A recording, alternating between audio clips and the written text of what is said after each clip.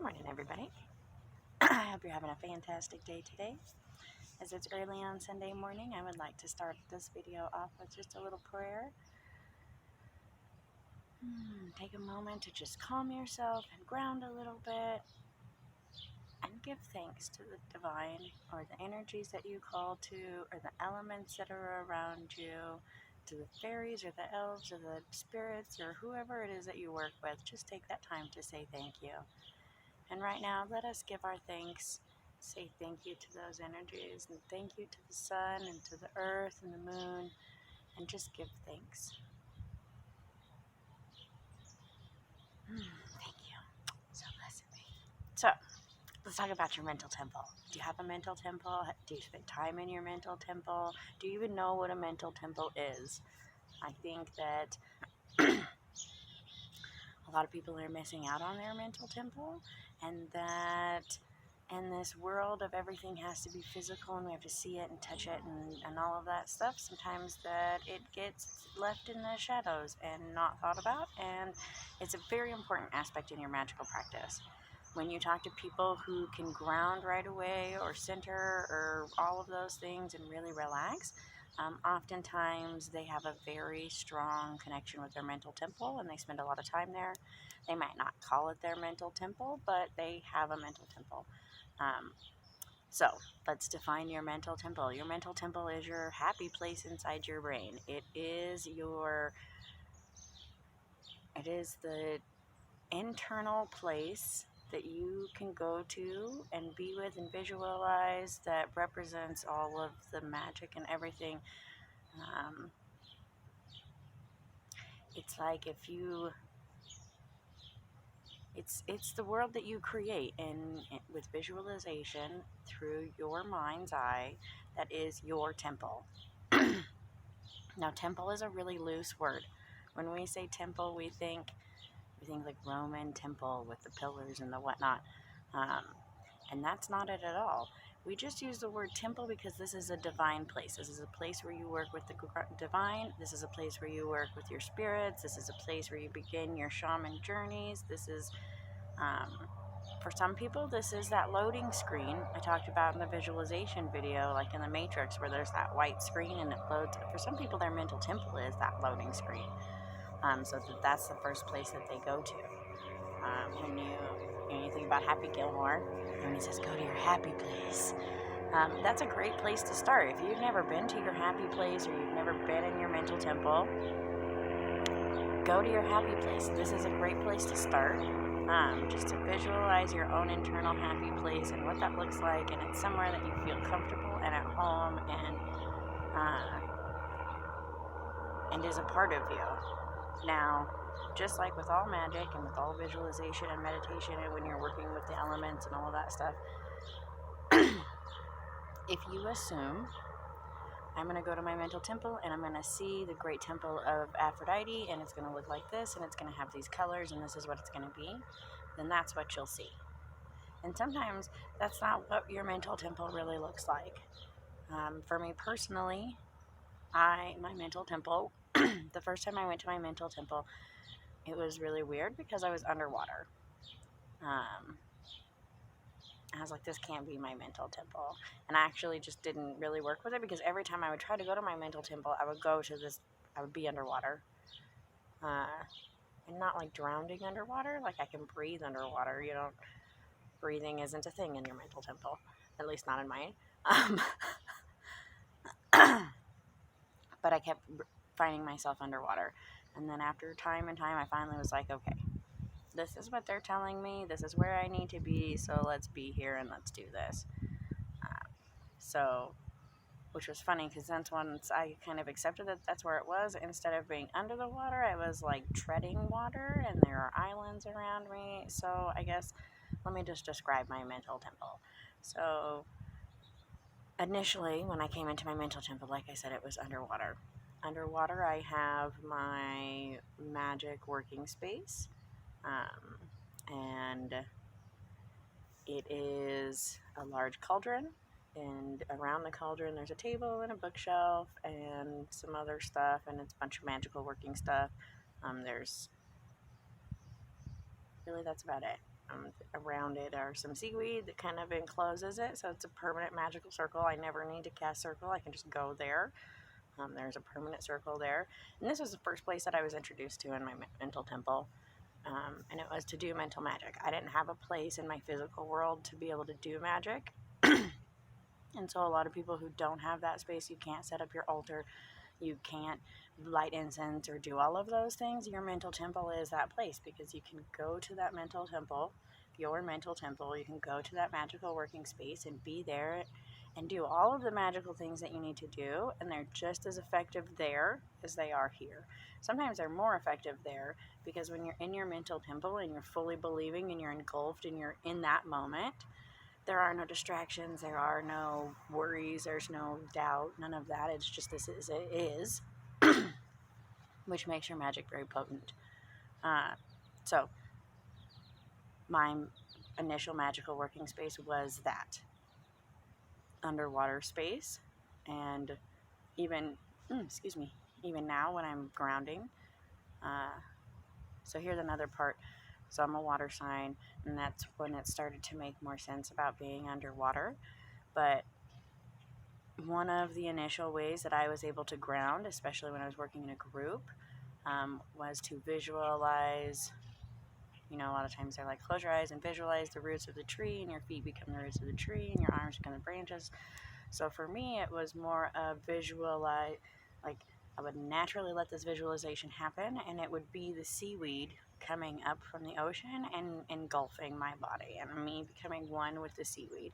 And the first time that it happened, just like the first time I was under the water, was actually intimidating. I was nervous. I was like, oh my God, I'm being consumed by seaweed. This is not grounding. This is terrifying. And however, now, after many, many years of working with this, just that thought of the feeling, like I can feel the seaweed come around my ankles and up my body and around my body and become one with me. And it's very grounding, instantly grounding. I don't have to breathe or think about this or or nothing. I can just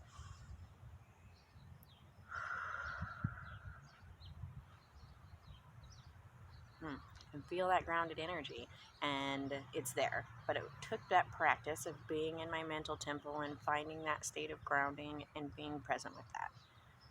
Now your mental temple is going to be 100% different. Yeah, I'm sure there's somebody else out there who also has an underwater temple magic space, but it's not. Do not think that that's how yours is going to be. I just described my mental temple because I have a very unique mental temple. And I think that it provides access for people to open themselves up and be open to the idea that your mental temple is going to be yours, your space alone. This is your magical space. This is your mental space. This is where your magic and mental and spiritual and all of those things come together. And so it's very much going to be a representation of you. I've had people that I've worked with who their mental temple looks like a house. I've talked to other people and their mental temple looks like a temple, whatever it may be. But it's going to be special for you. So let's keep going, because that's not the only space. It's not confined to one magical working space. So in my mental temple is where I can then branch, like, I don't know. Okay, so there is the water space. Then I can tread water and I can be on top of the water. This is a good place for me to think. This is a good place for me to, that's what I would consider as my loading screen, is that trudging water space. But around me, there are 3 islands. And one island, if you climb to this is my divine island. This is the mountain island. This is where I connect with the divine. It has a bridge. So I don't like swim out of the water onto the island and like walk around on the island. I mean, I can do that on one of the islands.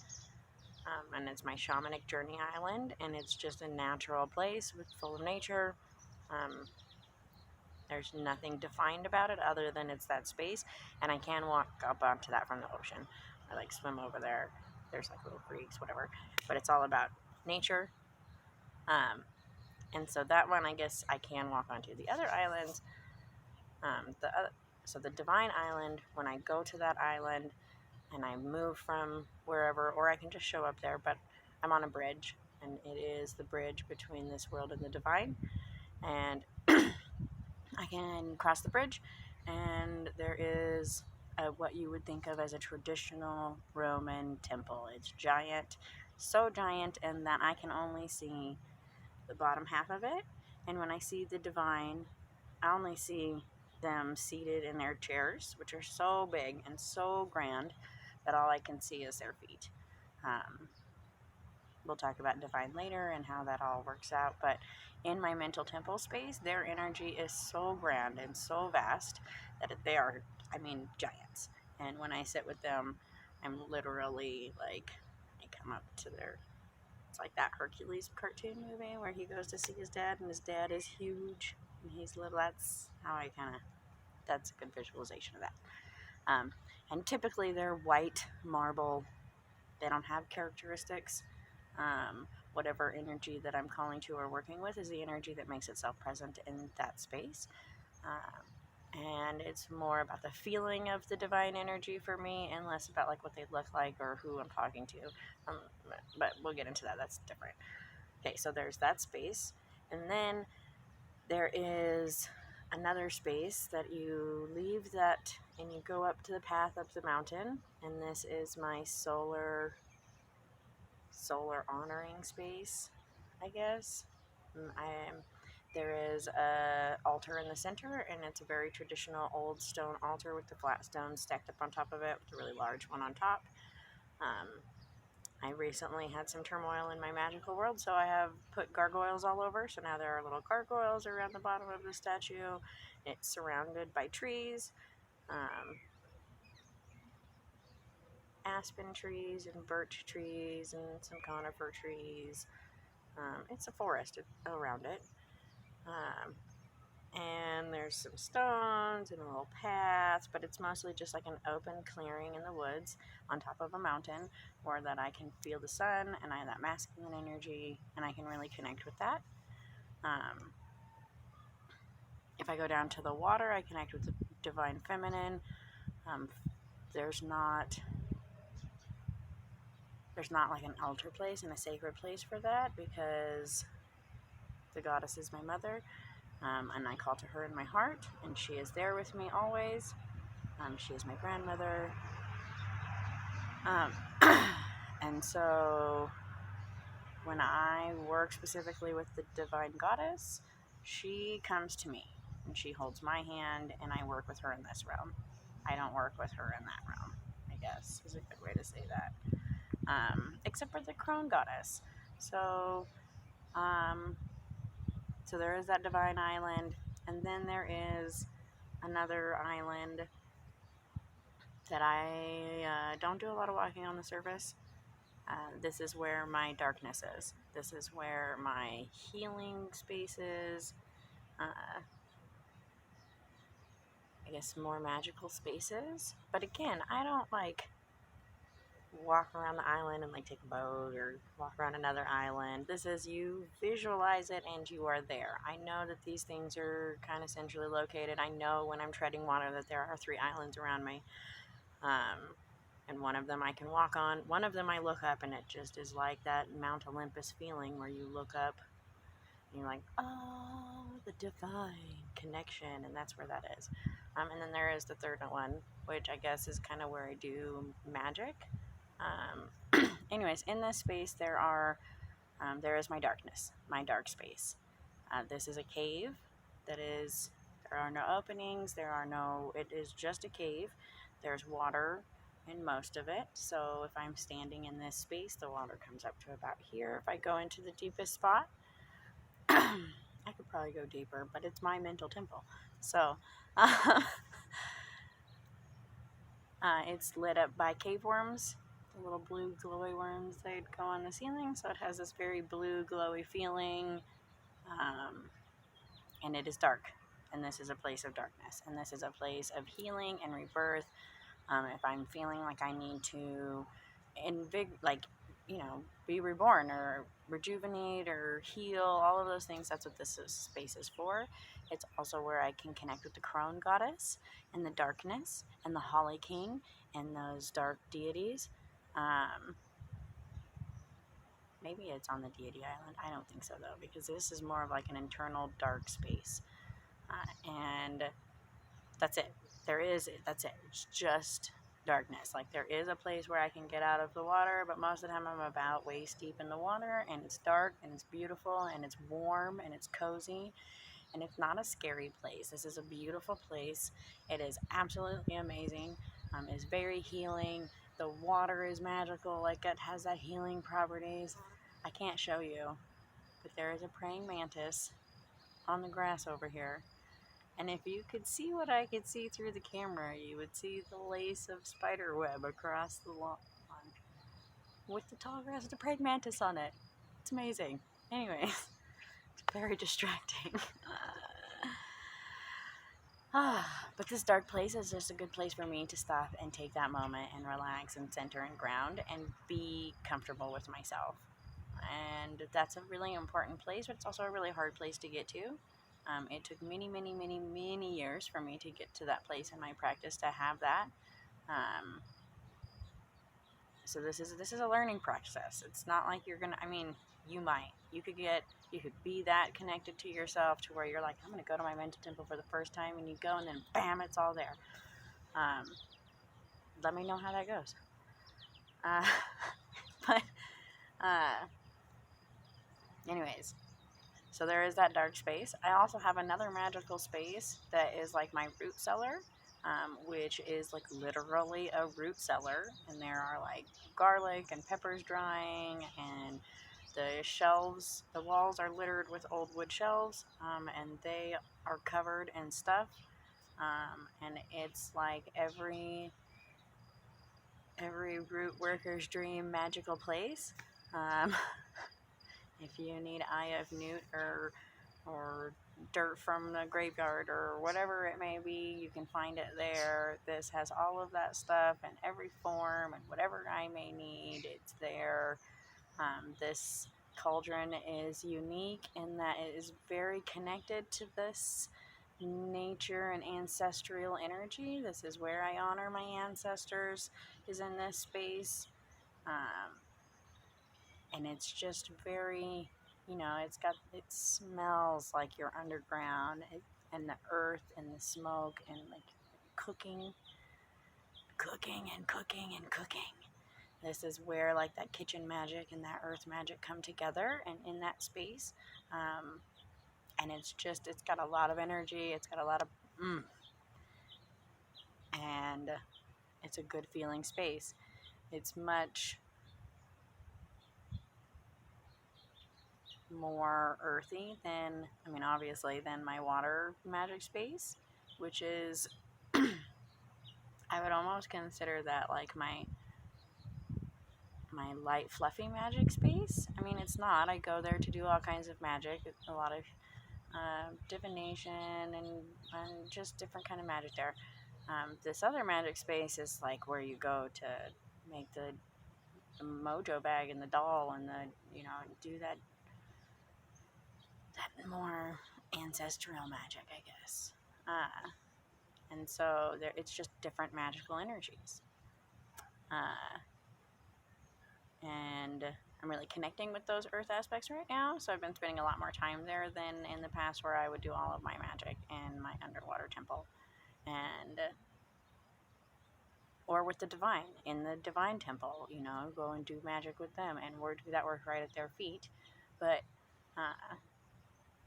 these are all just different spaces that I can go to. There's, like I was saying earlier, the shaman journey, where if I need to go off onto a journey and meet with a spirit creature or animal or whatever, I can walk up onto that beach and the path appears, and I walk up the path and it takes me where I need to go. It's very much, there's a lot of trust. You have to trust yourself, you have to trust your space, you have to trust what you're doing, and just like with everything, you have to let go of all of these preconceived notions of this is what it's going to be, and this is what it's going to be, and this is what hers was like, and his was like, and this is what they said, so mine's got to look like that, and it's not. So just let that go. Start by going to your happy place. Think about what your happy place is. Think about, being in that space. just letting that space come to you and seeing what happens. Like, just feel what your magical space would look like. And if you had no restraints and no whatever, how would your energy connect with the divine energy? How would your energy connect with the light energy and the dark energy and the elements and the different aspects and the way that you connect with magic, and your spirituality and the earth and all of the universal energies and all of those things? Feel that, and then visualize that feeling and let it come to you, and that'll be the start of your mental temple. And then the more you go there and the more you spend time there, the more potent those visualizations will come, the more you'll be able to see those things clearly, and the more time you spend there, the more powerful your own energy will become. Because, like I said, I can, in that moment, just visualize the seaweed coming up and ground. And it's as easy as that. I don't need to take a long time. I can also do that with the sun, through both working with the sun and pulling down the sun, but also in being in that mental temple space where I stand on top of that mountain in front of that rock altar and I feel the high noon sun come down through the sun, or the trees. And I feel that. And I can feel that energy whenever I need to. And just be with that. And not have to take a long time to progress or ground or clear my mind or do all of these other things to work up to that. I can just and be there. And that's where the practice. That's why we practice. That's why you go meditate every day. That's why you try to do those things. A lot of people have trouble meditating because they're caught up on the idea that meditation has to be I sit and or you say nothing. I think of nothing, I think of nothing, I think of nothing, I think of nothing. Well, when you sit there and you try to think of nothing, then everything that you've ever needed to think about is going to pop into your head. So maybe try starting with this like your mental temple visualization. And instead of saying, I'm going to think about nothing and I'm going to sit here and think about nothing, say, I'm going to think about my happy place. I'm going to think about my magic space. I'm going to think about these things that bring me true joy and make me really happy, where I feel comfortable and I can be myself and I can do these things. And what does that space look like? What does that space feel like? And then start to do that. And then as you do that, then you can come to the point where, okay, I'm going to meditate and I need to rejuvenate. So I'm going to put myself in my mental temple dark space. And I'm going to be in my dark cave and I'm going to feel that energy and be with that energy and focus on that energy. And then I'm not worried about clearing my mind and not thinking about anything, because that's going to be your nemesis. So, I feel like I've talked for a long time. The angle of the camera, I can't see where my timer is. So, I just want to say thank you to everybody for visiting and being here. And if you have any questions about mental temple or any other kind of magic or spiritual or this or that, just let me know. Don't forget to like and subscribe and all that great stuff. And I hope you all have a great day, and we will talk to you soon.